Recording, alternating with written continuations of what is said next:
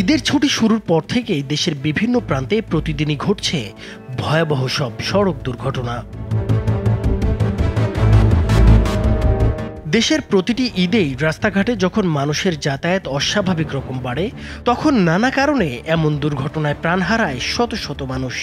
এবারের ঈদের ছুটি শুরুর পর শুধু ২৪ মার্চ থেকে ৪ এপ্রিল পর্যন্ত মাত্র ১২ দিনে প্রাণ হারিয়েছেন অন্তত ২৩৯ জন।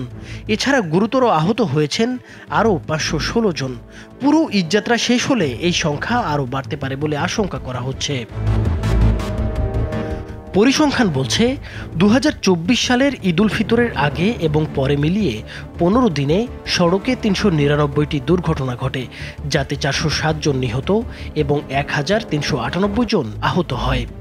২০২৩ সালের রোজার ঈদের ১৫ দিনে সড়কে ৩০৪টি দুর্ঘটনায় প্রাণ গিয়েছিল ৩২৮ জনের, আর সে সময় আহত হয়েছিল ৫৬৫ জন। এছাড়া বিগত ৯ বছরে শুধুমাত্র ঈদুল ফিতরে সারা দেশে ২৩৭৭টি সড়ক দুর্ঘটনায় ২৭১৪ জন নিহত এবং ৭৪২০ জন আহত হয়েছেন বলে জানিয়েছে যাত্রী কল্যাণ সমিতি।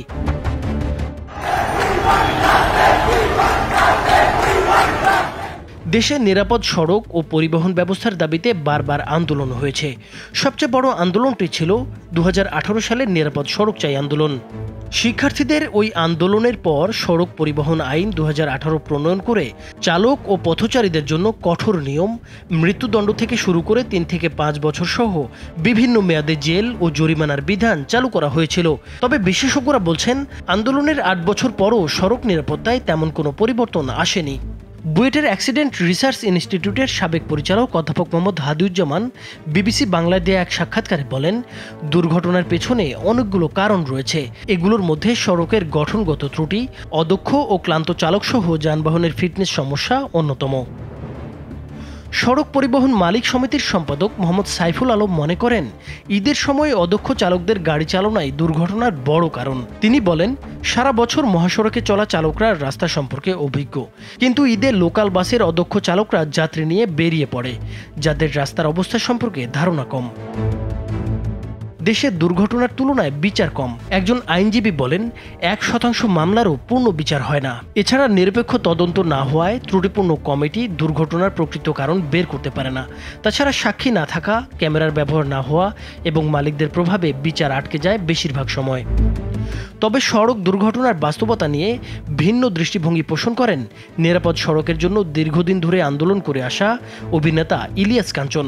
তিনি মনে করেন, সড়কে যারা প্রাণ হারায় তাদের বেশিরভাগই দরিদ্র মানুষ। অনেকেই জানেন না মামলা করলে কি হয় কিংবা আদৌ কিছু হবে কিনা। তার মতে, আইনের শাস্তি বা ক্ষতিপূরণের পরিমাণ এতটাই কম যে মামলা করতে মানুষ আগ্রহী হয় না।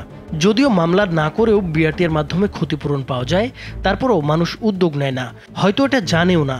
তিনি আরও বলেন, মামলার প্রতি সাধারণ মানুষের আগ্রহ তৈরি করার জন্য কখনোই কার্যকর কোনো উদ্যোগ নেওয়া হয়নি।